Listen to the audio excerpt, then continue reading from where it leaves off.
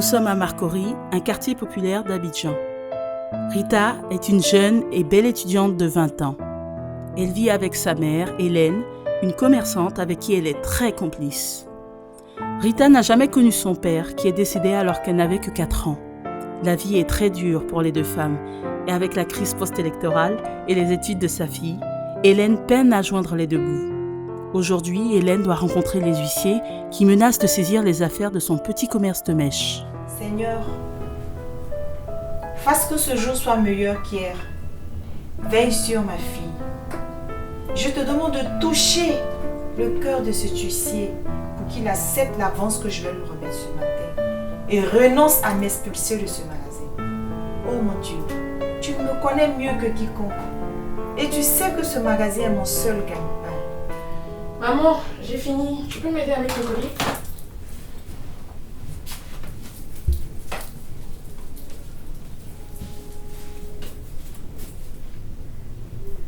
Toi, je sais à quoi tu penses.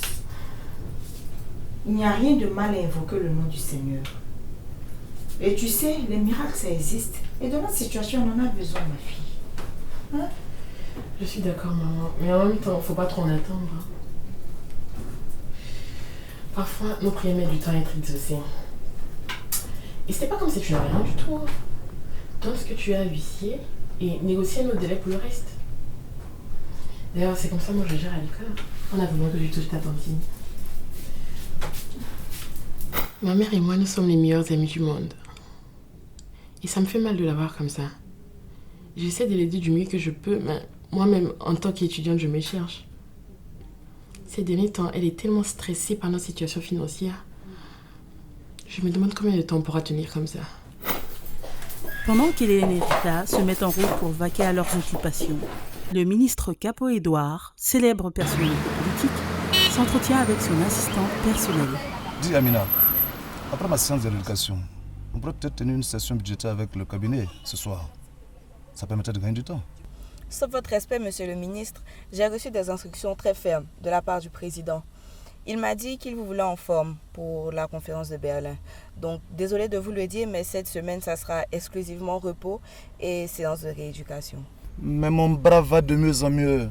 Et puis je ne sors pas d'une grave maladie quand même. C'est vrai, monsieur le ministre, mais les instructions étaient fermes et claires. Il a dit, pas de voiture avec gyrophare, pas de voiture officielle, rien du tout.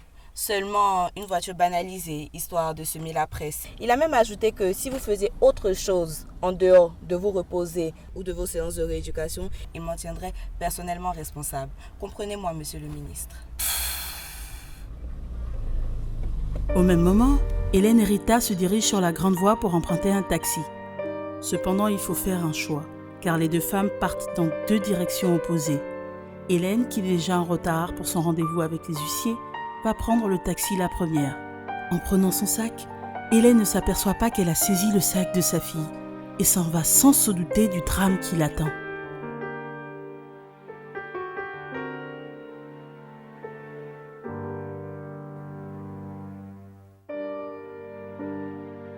Alors qu'elle regarde sa mère partir, Rita ne remarque pas la voiture qui passe sur l'autre voie. À l'intérieur, Edouard Capo est frappé par la beauté de la jeune fille qu'il aperçoit. J'ai tout de suite remarqué cette jeune fille. C'est vrai qu'un homme de mon rang n'a pas l'habitude de draguer les petites jeunettes dans la rue, mais cette femme a quelque chose de plus qui ne me laisse pas indifférent. J'ai l'impression de l'avoir rencontrée quelque part. Rita se rend compte que sa mère s'est trompée et a pris son sac par inadvertance. Elle aperçoit une cabine sur l'autre voie et veut appeler sa mère pour la prévenir. Sans plus attendre, elle se précipite sur la voie. Attention!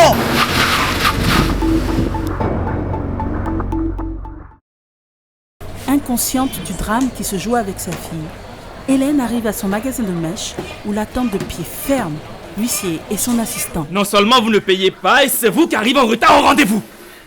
J'espère que vous avez l'argent. C'était la dernière fois. C'est que je paye la totalité aujourd'hui. Mais je reconnais, je n'ai pas pu avoir tout ça. Donc ce que j'ai, je vais donner aujourd'hui. Et puis je vais négocier pour le reste. Non. Pas question de négocier quoi que ce soit. Soit elle paye, soit elle dégage. Oh, madame. Ça fait la 5e fois maintenant que vous demandez des rendez-vous. On vous les donne et vous ne payez pas. Comment est-ce que la 6e fois vous allez payer? Je vous prie de me croire. Je vous en supplie, j'ai une fille. Si vous me chassez de ce magasin-là, c'est comme si vous la jetez à la rue. Alors qu'Hélène lutte pour pouvoir conserver sa modeste boutique, Rita a été transportée chez le ministre pour y être examinée par son médecin personnel. Ce n'est pas bien grave, heureusement. On n'avait rien à craindre. Elle est juste en état de choc. Elle se remettra d'ici quelques heures. Pour la rééducation de ce jour, je propose qu'on la reporte à demain, dans l'après-midi. Ça vous convient? Ça me va. Juste que je trouve assez bizarre. Ces derniers temps, c'est comme si je suis maudit. La semaine dernière, je chute dans ma salle de bain. Et aujourd'hui, c'est pour tu manques d'écraser quelqu'un. Ce n'est qu'un malheureux concours des circonstances. Assurons-nous qu'elle suive parfaitement le traitement prescrit et tout ira mieux. Monsieur le ministre, je vais vous demander la route. Merci infiniment, docteur. Je vous en prie. Merci. Je vous accompagne.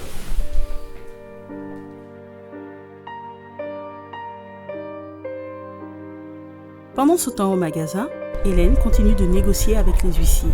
Madame, j'ai négocié et obtenu que vous payiez le tiers de la somme aujourd'hui et le reste dans une semaine.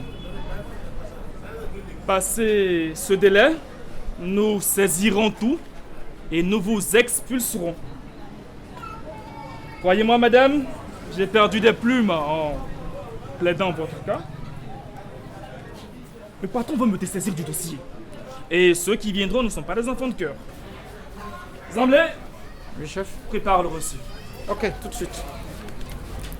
Ok.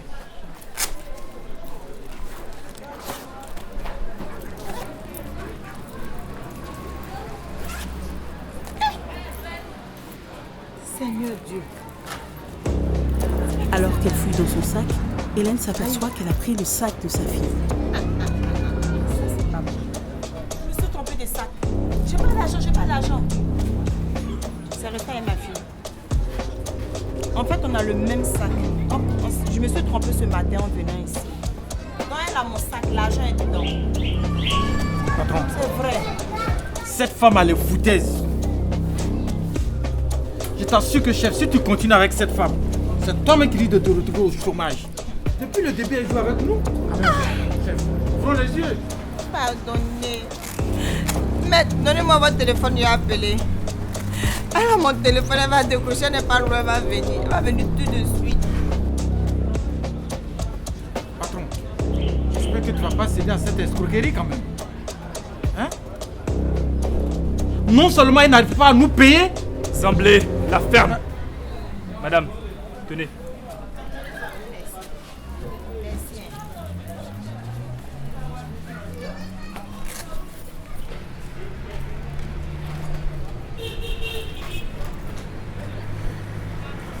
Allô?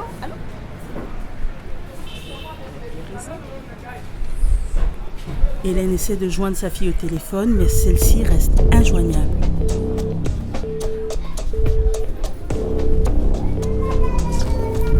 Je vous demande pardon. C'est parce que le coup que c'est fermé. Vous m'avez bien eu. Non, c'est Écoute, pas ça, madame, écoutez-moi. Je vous écoute. Vous pouvez être fier de vous. Je ferai mon rapport dès cet après-midi même. Je vous conseille d'enlever vos effets personnels sur le magasin parce qu'il sera fermé. Zamblé, allons-y. Monsieur, Excusez-moi. demandez pardon pour moi. Je suis perdue. Comment vais-je faire pour nourrir ma fille? Cette boutique, c'est tout ce qu'on a. C'est tout ce que je possède. Qu'allons-nous devenir? Où allons-nous partir? Je pense. Mais au point où j'en suis, je suis désespérée.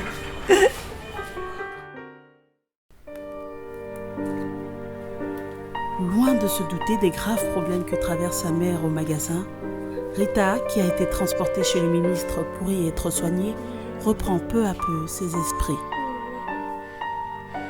Une enveloppe. Vous avez trouvé l'enveloppe? Quelle enveloppe? On n'a pas pu sauver vos affaires. Je vais te rencontrer dans la voiture, les badauds ont tout volé. Oh mon Dieu, ma mère, faut que j'y aille. Calmez-vous, calmez-vous. Qu'est-ce qu'elle a votre mère? L'argent à l'intérieur de l'enveloppe lui appartenait. Elle devait faire quelque chose de très urgent. Mon Dieu, nous sommes foutus. Non, vous n'êtes pas foutus. Je suis sûr qu'on va trouver une solution. Ok? Mon chauffeur va vous ramener à la maison. Tenez ça. C'est pour votre ordonnance. Mais c'est beaucoup d'argent. Non, ce n'est rien du tout. Tenez ma carte. Si vous êtes disponible, je vous attends ici demain matin. De quoi s'agit-il? J'aurai pas de problème, j'espère. Ne craignez rien, ne craignez rien. Demain, je vous ferai une proposition. Je suis sûr que ça va vous intéresser. Ok? D'ici là, portez-vous bien. On se voit demain matin.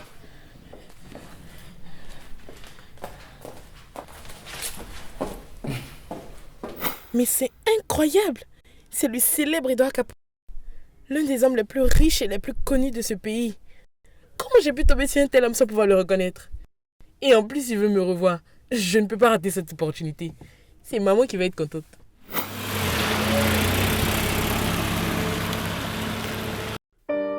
La nuit tombée, Rita arrive enfin à la maison. Elle trouve sa mère plongée dans l'obscurité. Dieu soit loué. Mais où étais-tu passé? Maman, pourquoi es-tu dans le noir? Quand je suis arrivée, les voisins m'ont dit qu'ils sont venus enlever notre compteur. Tu sais, ça fait 4 mois qu'on n'a pas payé l'électricité. Mais toi, tu étais où? J'essaie de te joindre toute la journée. J'ai rencontré tous les problèmes du monde avec ces huissiers qui ne m'ont pas cru. Tu n'as pas vu que l'enveloppe était restée dans ton sac? J'ai fait un accident. Jésus-Marie Joseph. Rita! Tu vas me tuer. Mais qu'est-ce qui s'est passé? Le sac, ton portable, l'enveloppe, tout est parti. Ils ont tout volé. Grave, si tu vas bien, c'est l'essentiel. Ça va chez toi. Ça va. Ça va, maman. T'inquiète pas pour moi, je vais bien. Mais dis-moi, et le magasin? On a tout perdu. Rita, on n'a plus d'argent. Tous les problèmes nous tombent sur la tête en même temps. Je ne sais pas ce qu'on va devenir. Je ne sais plus quoi faire. Ne t'inquiète pas. Je crois plutôt que cette fois, c'est un malheur qui va nous profiter. De quoi parles-tu? L'accident te fait délirer ou quoi? Au contraire, tu ne devineras jamais la personne qui m'a renversée. Figure-toi qu'il s'agit du ministre Edouard Capot en personne. Tu te rends compte, maman? Edouard Capot, le ministre. Il m'a fait soigner dans sa résidence secondaire. J'aurais dû être là pour voir ça. Non, laissez tomber.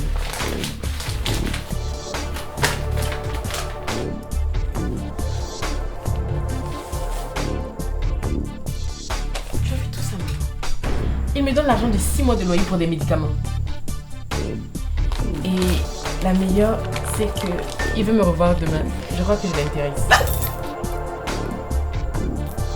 Ah non, non et non, je t'interdis de revoir ce monsieur. Tu sais ce qu'il recherche avec toi? Je ne t'ai pas élevé comme cela. Cet homme-là, il est marié et tu connais sa réputation dans ce pays. Nous allons rester dignes de notre misère. Jeûner et prier jusqu'à ce que le Seigneur nous sauve. Mais maman, je ne te comprends pas. Pourquoi quoi? En temps normal, je n'aurais jamais accepté ce genre d'opportunité. Mais regarde comment on vit. Cet argent peut t'aider à garder ton magasin. On n'a plus de lumière à la maison. Bientôt, on n'aura plus d'eau. Je dois 4 échéances à l'école. Où veux-tu que tes principes nous mènent? Au suicide? Ce ne sont pas tes prières, tes jeûnes qui vont nous aider. Et jamais je n'accepterai que tu te vantes pour nous sortir de la misère.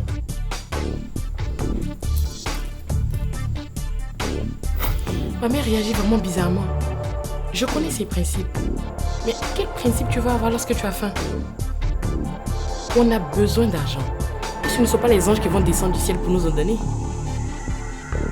Cet homme, c'est une opportunité à ne pas rater. Et je ne la raterai pas.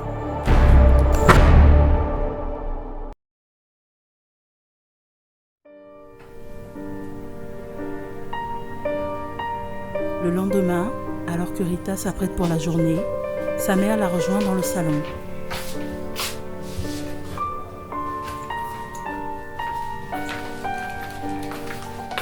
Où vas-tu comme ça? Je cours, maman. C'est pour aller au cours, tu te maquilles, tu t'habilles comme ça. Maman, qu'est-ce que tu me veux? Je veux juste te faire comprendre qu'il n'y a pas d'avenir avec ce genre d'homme. Tu mérites mieux que lui. C'est un coureur de jupons, tout le monde le connaît. Je peux partir, je suis en retard. Bonne journée. Depuis leur dispute de la veille, la tension reste palpable entre les deux femmes qui ne se comprennent plus.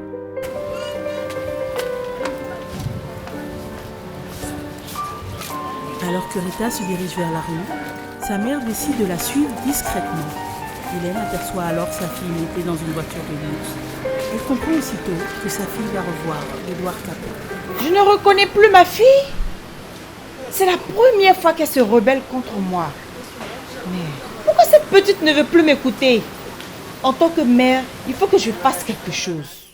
Alors qu'Hélène cherche à tout prix à préserver sa fille, Rita a décidé d'ignorer les ordres de sa mère et de respecter son rendez-vous avec le ministre. Je voulais vous remercier, monsieur le ministre, pour les gestes que vous avez fait hier. L'argent que vous m'avez remis a soulagé ma mère. C'est toi, Forêt, ça. Et puis c'est un peu de ma faute tout cela. Tu sais, je ne vais pas passer par 4 chemins. Je te fais venir ici ce matin parce que tu m'intéresses beaucoup.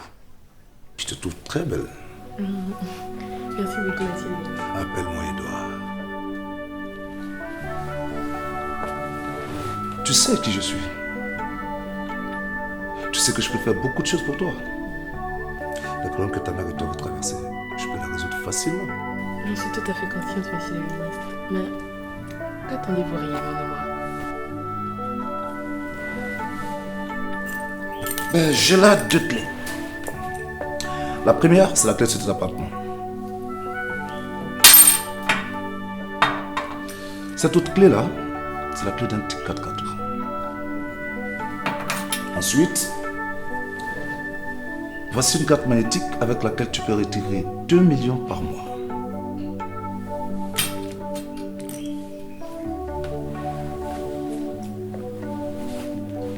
Tu sais que tu me plais beaucoup. Et oui, depuis que je t'ai vu hier, je ne fais que penser à toi. Mais je n'aime pas contraindre les femmes. Mais ce que tu vois là, si tu acceptes de passer la nuit demain avec moi, tout cela est à toi. Mais si je ne te vois pas, ça veut dire que tu as refusé mon offre. Et là, tu vois, jeune dame, la balle est dans ton camp.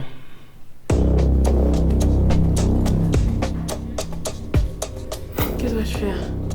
C'est si facile. Mais est-ce qu'il n'y a pas de piège derrière cette proposition? Est-ce que je devrais pas écouter plutôt ma mère? Écrouler sur le poids des dettes. Pourquoi ma mère s'oppose tant à cette solution? Après tout le monde le fait ici. Je ne serai pas la première femme à accepter ce genre d'argent.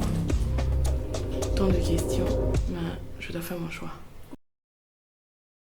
Le soir venu, Hélène tente à nouveau de confronter sa fille sur ce qui s'est passé dans la matinée et de la décourager de revoir le ministre.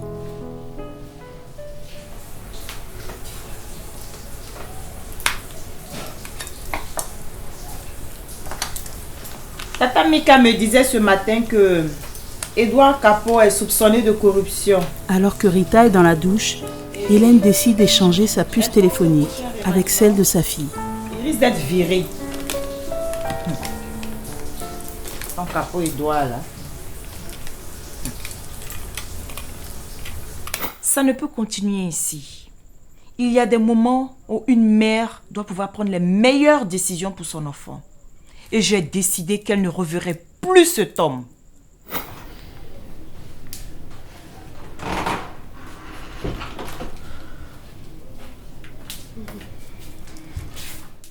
Je n'ai pas fermé l'œil de toute la nuit. J'ai voulu naïvement profiter de cette rencontre pour essayer de trouver une solution à nos problèmes. Visiblement, tu es contre. Tu es ma mère et je respecterai tes décisions. Je ne rêverai plus cet homme. D'ailleurs, je lui ai envoyé un message pour lui demander de m'oublier. Voilà que tu deviens raisonnable, ma fille. C'est vrai, notre situation est dure. Mais par la grâce de Dieu, on va s'en sortir. Oh. Rita, elle est toute ma vie. Je ne demande que le meilleur pour elle. Et cet homme marié, c'est un véritable prédateur. De gré ou de force, je dois l'empêcher de le revoir.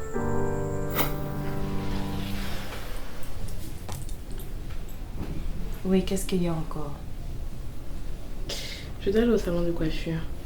Ce soir, c'est l'anniversaire de Nadège. On a prévu de sortir. Si on rentre tard, je vais dormir chez elle. Je sais que je n'aime pas quand tu découches. Mais je suppose que c'est un jour spécial parce que tu as pris une très bonne décision ce soir. Donc, je te laisse partir. Mais sois sage, hein? Ok. Je crois que pour la première fois de ma vie, je vais mentir à maman. Je ne la reconnais plus. À cause de nos problèmes, j'ai l'impression qu'elle perd la raison. Il faut que je fasse tout pour nous sortir de là. Sinon, elle risque de devenir folle.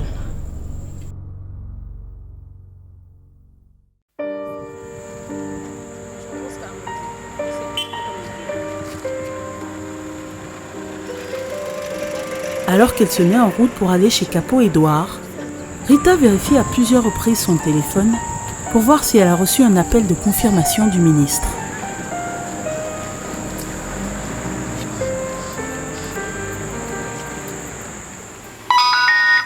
Au même moment, alors qu'elle se repose à la maison, Hélène, qui a échangé les puces, reçoit un message du ministre sur son téléphone qui confirme le rendez-vous donné à Rita pour le soir même. C'est le choc pour Hélène.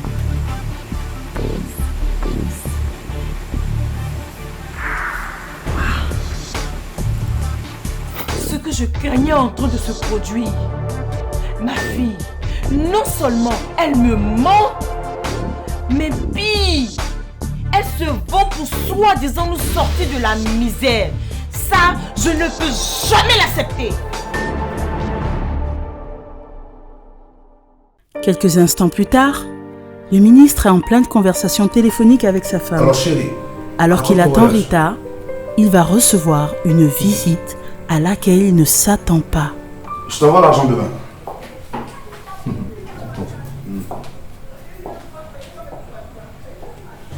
Ne t'inquiète pas, le bras va déjà bien. Attends, je te rappelle. Je te rappelle, chérie. Mais qu'êtes-vous?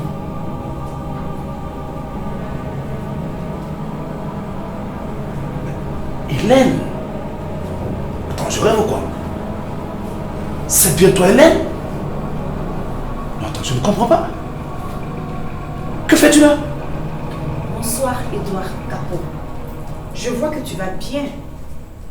Maintenant, je comprends rien. Qu'est-ce que tu fais là?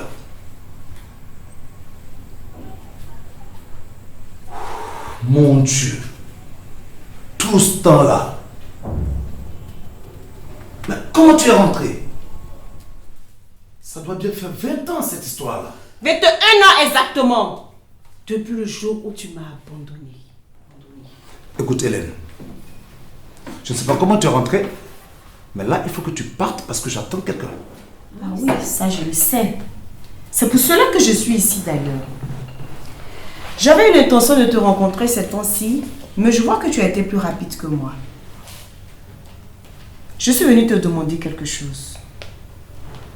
De laisser ma fille tranquille. T'as quoi? Mais de quoi tu parles? Écoute, là, je ne sais pas de quoi tu parles, mais il faut que tu partes. Maman, qu'est-ce que tu fais là? Qu'est-ce que c'est que ce cirque? Hélène est ta mère? Hélène? Pourquoi il t'appelle Hélène? Ma fille, il faut qu'on parle. Allons-nous-en d'ici, il faut qu'on parle. Vous vous connaissez? Tu sors avec lui? C'est pas ce que tu crois. Il faut qu'on parle. Sortons, allons chez nous. Il n'en est pas question. Je peux pas imaginer que tu arrives là. Tu veux m'humilier, c'est ça? En fait, tu es jalouse. Je ne peux pas supporter qu'un homme de cette importance s'intéresse à moi et pas à toi.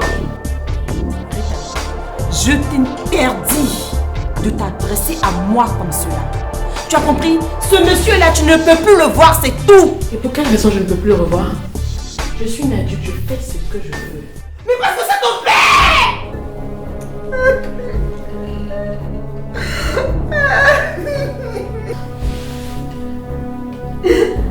Maman, pourquoi tu me dis ça?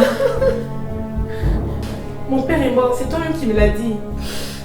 Pourquoi tu fais ça? Ma fille, je suis désolée. Je suis désolée, c'est la vérité. Capo Edouard est ton père.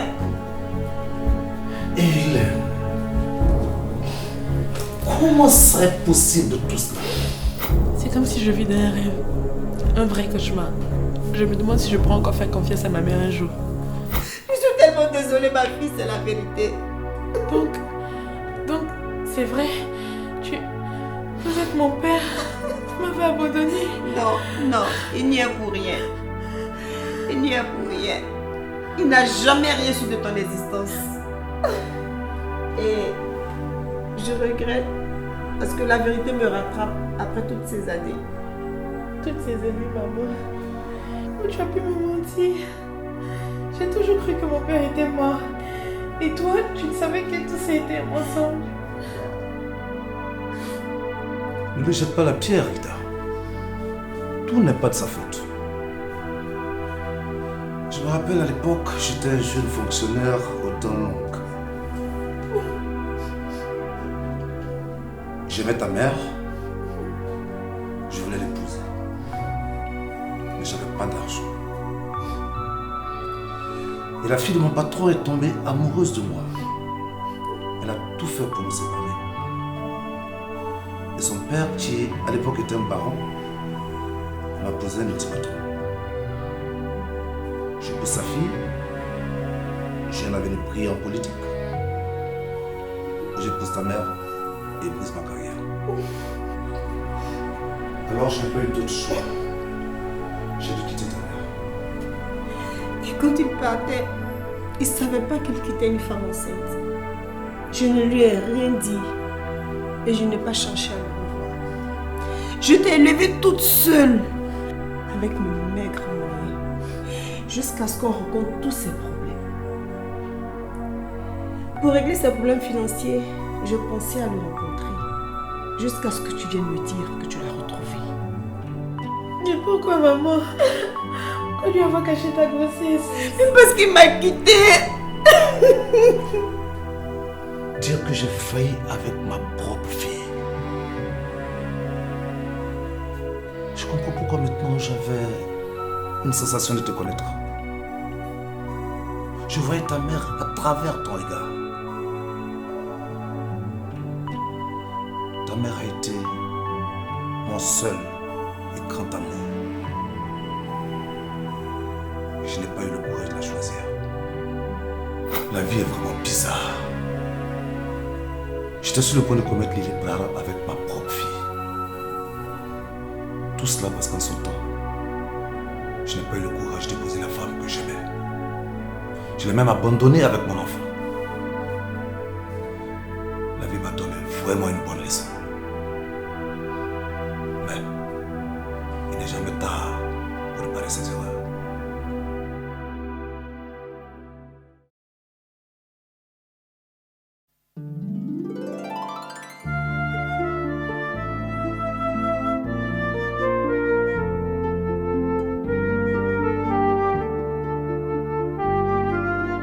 Depuis que la vérité a éclaté, Capo Edouard revoit souvent sa fille dont il s'occupe financièrement.